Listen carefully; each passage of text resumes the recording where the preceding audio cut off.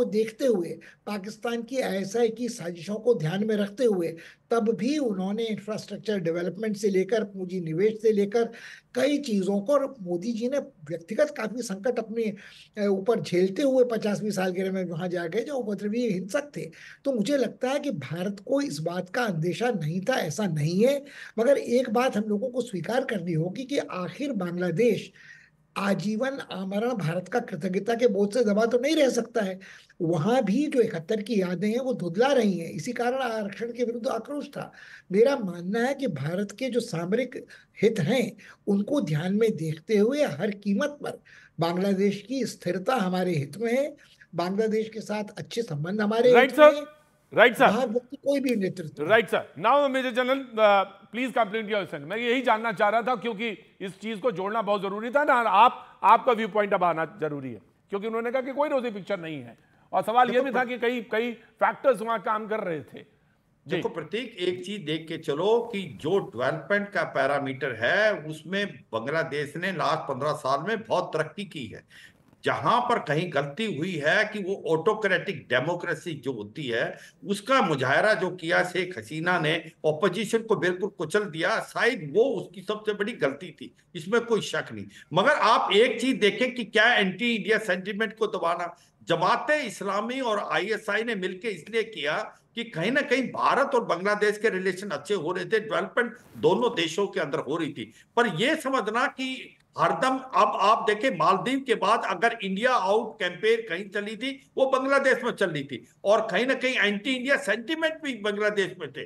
तो ये भी हमें समझना पड़ेगा ग्राउंड रियलिटी क्या है। तो जमाते इस्लामी और आईएसआई एक भारत के लिए बहुत कॉज ऑफ कंसर्न है और मुझे लगता है मैं आप ही की बात कर रहा था क्योंकि योग गुरु रामदेव ने अभी एक बयान दिया है और उन्होंने कहा कि बांग्लादेश में हिंदुओं के साथ नाइंसाफी नहीं होनी चाहिए।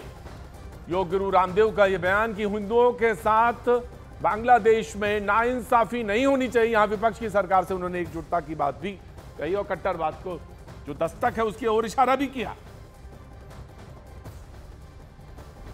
बांग्लादेश में हमारे हिंदू भाइयों पर किसी भी प्रकार की कोई क्रूरता, अत्याचार, जुल्म, ज्यादती ना हो। चाहे वहाँ पर हमारे हिंदू भाई हैं जो व्यापार कर रहे हैं या जो हमारे वहाँ पर हिंदू मंदिर हैं या हमारे भारतीय वहाँ पर जो नागरिक रह रहे हैं, उनके साथ किसी प्रकार की कोई नाइंसाफ़ी ना हो, इसके लिए पूरे देश को एकजुट रहना होगा। और पहली बार मुझे ये देख करके प्रसन्नता हुई कि पूरा विपक्ष सरकार के साथ है और यही भारत की नीति होनी चाहिए। नहीं तो जिस तरह से पूरी दुनिया में इस्लामिक कट्टरवाद बढ़ रहा है और वो भारत के पड़ोस में जिस तरह से उसने दस्तक दे दी है, वह देश के लिए बहुत ही खतरनाक हो सकता है। ये एकजुटता हमारी आगे भी रहनी चाहिए। और एक इस वक्त और बड़ी खबर आ रही है, बांग्लादेश में हिंसा से जुड़ी बड़ी खबर है कि भीड़ ने 5 स्टार होटल को आग लगाई। जबीर इंटरनेशनल होटल को यह आग लगाई गई। बांग्लादेश के योशोर शहर में ये होटल है और होटल में मौजूद 24 लोगों की मौत सोमवार रात लगाई गई। यह आग में होटल के आग के हवाले कर दिया और 5 स्टार होटल था जिसमें ये आग लगाई गई।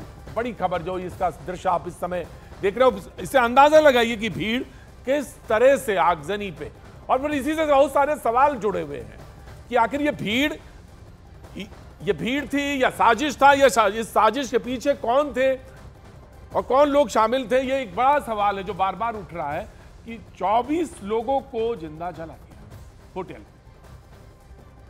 बांग्लादेश में तख्ता पलट के बाद तमाम सारी खबरें इस वक्त सामने आ रही है। उसमें से एक बड़ी खबर यह कि जबीर इंटरनेशनल होटल में आग लगाई जिसमें 24 लोगों को जिंदा जला दिया गया।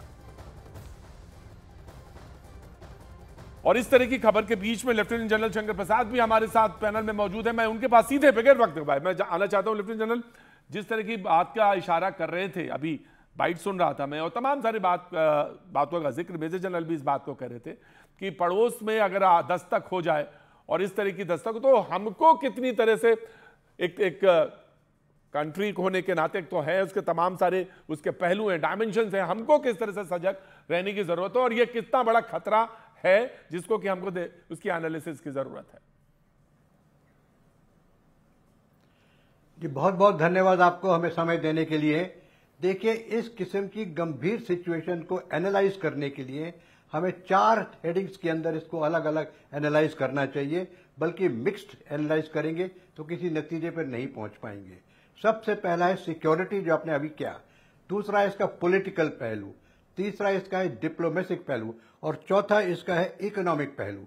अगर ये चारों पहलू को हम एक एक करके अलग अलग देखेंगे, एनालाइज करेंगे, तो हम एक ऐसे डिसीजन पर पहुंच पाएंगे जिसमें हमारा जो रिएक्शन होगा वो बड़ा मैच्योर रिएक्शन होगा। अब सबसे पहले आपने बात की सिक्योरिटी की। देखिए, security is Paramount at the moment. अगर मैं ये देख रहा हूं, पिछले 2.5 दिन हो गए, 2 दिन हो गए हैं कि वहां पर इतना डिस्ट्रक्शन हो रहा है, प्रॉपर्टी का नष्ट हो रहा है, इतने लोग मारे गए हैं, तो मेरी ये समझ में नहीं आ रहा कि वहां की जो आर्म्ड फोर्सेस हैं, वहां की जो लोकल पुलिस है, वो इसको कंट्रोल क्यों नहीं कर पा रही है। आर्मी क्यों नहीं इसको कंट्रोल कर पा रही है। ये इतने 24, 25, 36 घंटे हो चुके हैं, तो that is a serious problem. बहरहाल, as far as India is concern, हमें यह देखना है कि हमारी सिक्योरिटी सिचुएशन पर इसका क्या इफेक्ट है और इसके लिए हमें क्या। मैं आपको इसी से सवाल पूछ लेता हूं सर, इसी से सवाल जुड़ा है, सवाल पूछ लेता हूं कि लेफ्टिनेंट जनरल, ये सवाल ये है कि आखिर क्यों नहीं कंट्रोल कर पा रही है आर्मी, या क्या कारण, क्या रीजन रही होगा इसका? यही तो असली बात है, क्या रीजन रहा होगा। अब रीजन इसका ये है, आप अगर इसको डिटेल में जाके छानबीन करेंगे तो मालूम चलेगा कुछ आर्म्ड फोर्सेस के पर्सनेल जो इस वक्त बगावत के साथ खड़े होंगे, शायद वो इसमें पार्ट नहीं लेने दे रहे हैं। आपने देखा होगा कि जिस तरीके से पाकिस्तान में जब इमरान खान की अरेस्ट हुई थी, उस समय भी कुछ लोग ऐसे थे जो उसमें कोई एक्शन नहीं लिया उन्होंने, यानी वहां तक पाकिस्तान में कोर कमांडर के घर को रैंसैक कर दिया गया। तो जब इतना स्ट्रांग मिलिट्री वहां होते हुए इस तरह हुआ, तो हो सकता है कि बांग्लादेश के अंदर भी कुछ ऐसे लोग होंगे, बांग्लादेश आर्म फोर्स के अंदर, जो इसको सपोर्ट कर रहे होंगे या इसके लिए शायद एक्शन नहीं लेना चाह रहे होंगे। लेकिन जरूरी बात समझने की है सिक्योरिटी में कि आपके सब स्पीकर ने कहा, उसको संक्षेप में ये कहूंगा कि इतने हिंदू लोग वहां पर हैं, इतने, और हिंदू लोग तो हैं ही वहां, इंडियन टेम्पल्स भी हैं, हिंदू टेम्पल्स भी हैं, लेकिन जो अवामी लीग के जो सपोर्टर्स हैं, अवामी लीग के जो चाहे हिंदू हो, चाहे मुस्लिम हो, चाहे कोई भी हो, दे आर इन लैक्स। तो उनका क्या हाल हो रहा होगा? उनको कहीं ऐसा ना हो कि वो वहां से भागने की कोशिश करें भारत के अंदर आने की। So there is a serious security problem. और इसका एक जवाब मैं आपको बड़ा अच्छा देना चाहता हूं कि देखिए, इस समय हमारे पास एक बड़ा अच्छा लीवरेज है, और वो लीवरेज ये है कि भारत सेना, भारत आर्म्ड फोर्सेस के बांग्लादेश आर्म्ड फोर्सेस का रिलेशन बहुत अच्छे और पुख्ता है। इसका एक एग्जाम्पल सामने है। जब से बांग्लादेश इंडिपेंडेंट हुआ है, तब से आज तक बांग्लादेश के इंडिपेंडेंस डे के दिनों में, जब दिसंबर में ये सेलिब्रेट करते हैं, तो बांग्लादेश की आर्म्ड फोर्सेस, भारत सेनाओं की आर्म्ड फोर्सेस में से 20-25 अफसरों को हर साल वहां बुलाते हैं, पिछले सालों से, जब से इंडिपेंडेंस हुई है। और हमारे आर्म्ड फोर्सेस के रिलेशनशिप बांग्लादेश की आर्म्ड फोर्सेस के संग बहुत अच्छे हैं, ये 1-to-1 कॉन्टैक्ट है। तो मैं समझता हूं इस लीवरेजेस को इस्तेमाल करना शायद फॉरेन मिनिस्ट्री सोच रही होगी। जो बैठक के बारे में मैं देख रहा था न्यूज में कल शाम को भी और आज सुबह भी, कि जो बड़ी बैठक हुई उसमें कुछ आर्म्ड फोर्सेस के पर्सनल भी शायद हिस्सा ले रहे थे। तो इस बात पर जरूर सरकार गौर कर रही होगी कि armed forces to armed forces relationship को हम इस हालात में, इस सिचुएशन में कैसे एक्सप्लॉइट कर सकते हैं। लेकिन सबसे बड़ी बात यह है कि we have to be very cautious कि वह इमिग्रेशन जो गलत आदमियों के वो ना हो जाए, उसमें कोई ड्रग्स वाले, कोई डकैती ना आ जाए, नहीं तो वो सिचुएशन हो जाएगी जो 1971 वॉर के पहले थी, जिस वजह से वॉर हुई। राइट सर, वो सिक्योरिटी तो वॉर को बचने के लिए, एक सिचुएशन को डेट्यूरेट होने के लिए, we have to be very careful on the international border between Bangladesh and India. This is very vital. तो इसके साथ साथ हमें यह भी देखना है कि इस चीज का फायदा कौन उठा रहा है, इस चीज में कोई इस आग में कौन और शोले डाल रहा है, कौन पेट्रोल डाल रहा है, वो है पाकिस्तान और चाइना दोनों। देखिए, पाकिस्तान जो है जमायती के सपोर्टर है और बीएनपी का भी पाकिस्तान के साथ सपोर्ट है, पाकिस्तान की आईएसआई का वहां प्रेजेंस है। हो सकता है कि वहां से टेररिज्म के बारे में और हालात शुरू हो जाए। तो we have to be very cautious. जो लोग इस समय सरकार बनने की तरफ जा रहे हैं, हालांकि सरकार बनी नहीं है, they are quite pro Pakistani, pro Jamaati. तो we have to be very cautious कि सरकार कौन बनाएगी। लेकिन एक बहुत जरूरी बात जो इसके साथ जोड़ना चाहता हूं मैं, वो ये है कि हमें जो भी सरकार बने, we have to make sure that we have some kind of decent and good relationship with them. अब इस समय आप देखेंगे कि राइट सर, मैं आता हूं आपके पास। राइट सर, डन सर, मैं आता हूं आपके पास जरूर। शैलेंद्र वांगू कुछ कहना चाह रहे थे। या सर, मैं एक सवाल लेफ्टिनेंट जनरल साहब से पूछना चाहता था। देखिए सर, अभी जो हमने तस्वीर देखी है उसमें ये हमने देखा कि बांग्लादेश की पूर्व प्रधानमंत्री शेख हसीना को भारत लाया गया, एक मिलिट्री एयरक्राफ्ट को यहाँ पे लाया गया और वापस वो एयरक्राफ्ट वापस चला जा चुका है। और कहीं ना कहीं ये बताया जा रहा है कि ये सेफ एग्जिट था और कहीं ना कहीं आर्मी ने उनका साथ दिया वहां से निकलने में। लेकिन उसके बाद जैसे कि आपने अभी देखा कि कल तस्वीरें हमने पार्लियामेंट की भी देखी, वहां पर अगर आर्मी ग्राउंड पर है तो इस तरह की हिंसा को आखिर अंजाम कैसे दिया जा रहा है। दूसरा अहम बात ये कि क्या इसको आर्मी कू, मिलिट्री कू कहेंगे या नहीं, क्योंकि देखिए आर्मी तस्वीर ये दे रही है कि हमने उनको सेफ एग्जिट भी दिया, वो ये भी कह रही है कि इंटरिम सरकार भी आएगी। उन्होंने डायरेक्ट ये नहीं कहा कि हम अब रूल में आ रहे हैं, उन्होंने कहा कि अंतरिम सरकार आने तक रूल फिलहाल मिलिट्री का रहेगा, लेकिन अंतिम सरकार का प्रोसेस शुरू हो चुका है। तो क्या इससे टेक्निकली मिलिट्री कू कहा जाए या नहीं? मिलिट्री कू तो मैं नहीं कहूंगा इसको, क्योंकि जो इसकी बैकबोन है वो है जमात और बीएनपी, और जिस तरीके से आईएसआई की सपोर्ट वहां है, तो I won't call it A military कू। लेकिन एक बड़ा अहम सवाल जो पूछ रहे हैं आप, जिसका रिएक्शन मैं देना चाहता हूं, कि वहां से आर्म फोर्सेस ने एक मिलिट्री एयरक्राफ्ट के अंदर इनको वहां से निकलने क्यों दिया। क्योंकि आज की खबर यह है कि एक कोई उनके मिनिस्टर या कोई, अभी बता रहे थे आप ही के न्यूज में, कि वहां से एयरपोर्ट से कैद किया गया उन्हें, तो इन्हें भी कैद कर सकते थे, लेकिन इन्हें तो कैद नहीं किया।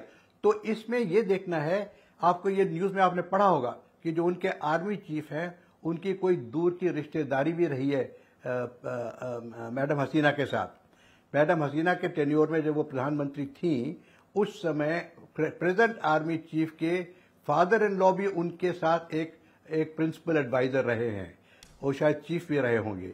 तो मैं समझता हूं उनका कुछ पर्सनल रिलेशनशिप भी रही होगी, as a family to family उसने भी कोई इसमें योगदान दिया होगा। तमाम खबरें हैं, तमाम खबरें हैं, बात समझने की तमाम खबरें, इन खबरों के बीच में सर मैं आऊंगा, बिल्कुल आपके पास भी आऊंगा एक बार, लेकिन प्रोफेसर पुष्पेश पंत के पास एक बार फिर से मैं वापस लौटना चाहूंगा। मौजूदा कारण या तमाम कारणों के बीच में सबसे पहला कारण यह बताया गया कि आरक्षण को लेकर लोग सड़क पे थे, हिंसा पे थे। यह कितना बड़ा कारण था, या पीछे कुछ और सुलग रहा था जिसको कि हसीना भांप नहीं पाई और अवामी लीग की लीडर्स नहीं भांप पाए, या खबर नहीं थी, या यहां तक स्थिति पहुंच जाएगी, इरप्शन हो जाएगा, या ये माने कि पूरी तरह से फेल्योर था और उसको वो समझ नहीं पा रही थी कि चल पीछे क्या रहा है। देखिए, आरक्षण का मुद्दा बहाना था, क्योंकि मेरे ख्याल में मुख्य मुद्दा यह था कि जिस तरह से तानाशाही तेवर अपनाते हुए जनतंत्र का गला घोंटती रही थी शेख हसीना, और भारत अपने संवेदनशील सामरिक हितों को देखते हुए उनका समर्थन करता रहा था, उसने अनदेखा कुछ नहीं किया था। उसको ये बात समझ में आ रही थी कि वो लोकप्रिय नेता नहीं रह गई हैं, उन्होंने अपने उत्तराधिकार के लिए कोई second line chain of command तैयार नहीं की है। मगर आरक्षण का मुद्दा तो ठंडे बस्ते में पड़ा हुआ था। तो वो तो जब वहां हाईकोर्ट ने उसको दोबारा बहाल किया तब आग भड़की। अब आप ये कह सकते हैं कि हाईकोर्ट ने भी ये फैसला हसीना के इशारे पर किया, सुप्रीम कोर्ट ने फिर उसको स्थगित उनके इशारे पे किया, मगर तब तक पानी गले से ऊपर चढ़ चुका था। मेरे ख्याल में असली मुद्दा वही है जो जनरल साहब कई बार उसकी ओर इशारा स्पष्ट कर चुके हैं कि बांग्लादेश, पूरा देश दो धड़ों में बटा हुआ है। 35-40% लोग भारत के पक्ष में हैं, अवामी लीग के समर्थक हैं, 30-35 लगभग समर्थक हैं बीएनपी के, खालिदा जिया के, उनके साथ जुड़े लोग हैं, फौज में दोनों तरफ सहानुभूति वाले लोग हैं, और बाकी लोग ऐसे हैं जो आईएसआई वाले, जमात इस्लाम वाले और छिटपुट गुटों के हैं। मुझे लगता है जब ऐसे मौके में कोई राजनीतिक अस्थिरता आती है तो तमाम असामाजिक तत्वों को उत्पात मचाने का, उपद्रव का, लूटपाट का मौका मिल जाता है। मगर जो बुनियादी सवाल लेफ्टिनेंट जनरल शंकर प्रसाद ने उठाया था, वो मेरे ख्याल में महत्वपूर्ण और विचारणीय है। बांग्लादेश एक संप्रभु देश है, हमारा पड़ोसी देश है, उसके आंतरिक मामलों में हस्तक्षेप की हमारी कोई इच्छा या अभिलाषा नहीं हो सकती। मगर फिर भी ये सवाल तो पूछा जाना चाहिए कि यदि सेना ने स्थिति अपने नियंत्रण में ली है तो काबू पाने में 24 घंटे से ज्यादा देर क्यों लग रही है। और आज जो होटल जलाने का समाचार आपने दिखाया, वो तो कोई हिंदू मंदिर नहीं था, मगर क्या उसमें कुछ हिंदू सौदागर